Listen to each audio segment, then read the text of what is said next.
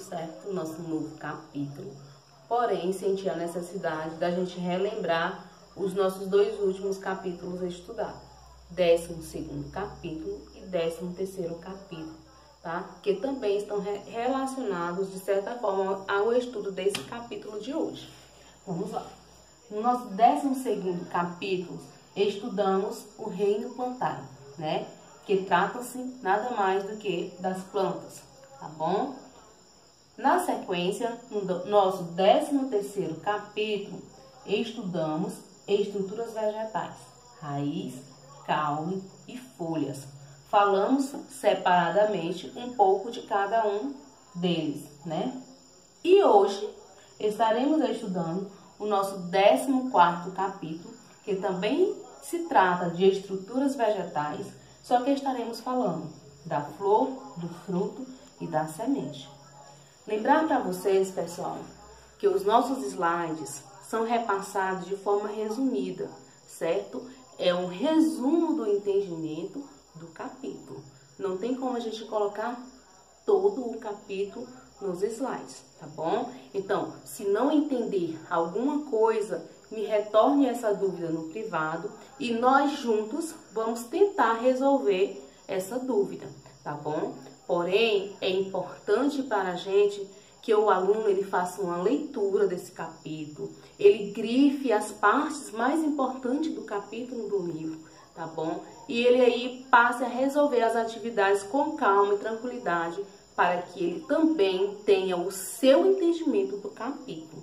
É muito importante isso, porque muitas vezes o entendimento de uma pessoa é diferente da outra, tá bom? Às vezes eu faço a leitura do capítulo, te passo o meu entendimento e você pode não entender da forma que eu te passei, tá? Porém, a leitura é essencial do capítulo do livro. Lembrando para vocês que a nossa atividade de hoje vai ser da seguinte forma. Primeiramente, vocês vão ver os slides, tá? Tentar entender o que tem aqui no slide que a professora está tentando passar para vocês. Depois vocês vão pegar o livro de vocês, nosso 14º capítulo, que trata de estruturas vegetais, flor, frutos e semente. Vão grifar as partes mais importantes, fazendo a leitura e na sequência vão fazer o resumo escrito no caderno e me enviar ainda hoje, tá? E assim eu tenho certeza que o entendimento do capítulo vai ser muito bom. Vamos lá. Hoje iremos estudar estruturas vegetais, flor, fruto e sementes. Iremos abordar mais um grupo de estruturas vegetais. Lembrando que estamos tratando dos vegetais, certo? Vamos falar também um pouquinho sobre o que é um ecossistema. O que seria esse ecossistema? É um conjunto de seres vivos e não vivos e suas interrelações serão estudadas aí em capítulos posteriores, tá bom? Então é importante sempre lembrar que o ecossistema fazem o quê? Uma relação entre os seres vivos e os seres não vivos, tá? Este capítulo também, pessoal, ele é dedicado à reprodução das plantas. Então, vamos colocar isso na nossa cabeça. Vamos estar aqui tratando da parte da reprodução das plantas, ok? Quando falamos em flor, fruto e semente, referimos-nos à estrutura relacionada à reprodução dos vegetais. E por termos evoluído e provavelmente, no passar do tempo, a flor tenha surgido na terra a partir de um desenvolvimento da folha. Vamos falar um pouquinho sobre a flor, certo? O que é a flor, nessas estruturas vegetais a qual estamos tratando? A flor, ela representa a estrutura fundamental da reprodução sexuada das angiospermas, certo? Elas são classificadas em dioicas, quando apresentam apenas um órgão reprodutor, masculino ou feminino, ou seja, ela só tem um dos órgãos da reprodução, ou ela é masculino ou ela é feminina, tá bom? Vocês podem aí estar aí revendo cada parte dessa flor, né? Que está aí no livro de vocês, né? Bem organizadazinha, lá na página 184. Podem estar fazendo a leitura aí das partes da flor com muita tranquilidade, lembrando sempre que essas flores dioicas, elas só apresentam um único órgão, ou masculino ou feminino, ou hermafrodita, certo? Apresenta os dois órgãos ao mesmo tempo, tá? Então, esse tipo de flor, ela apresenta os dois órgãos ao mesmo tempo. Ela é composta por 4 conjuntos de folhas modificadas, chamada de vertícelos florais, né? Que compreendem as seguintes estruturas: cálice, corola, andróceo, gineceu ou pistilo, que vocês podem estar aí vendo cada um detalhadamente, fazendo a leitura específica lá no livro de vocês, na página 183, né?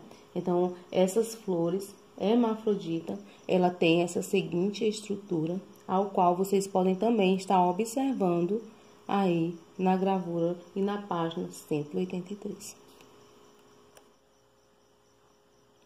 Elas podem ser monocotiledôneas, ou seja, flores trímeras, peças florais em números de 3 ou múltiplos de 3, como podem ser observados aí nos nossos slides.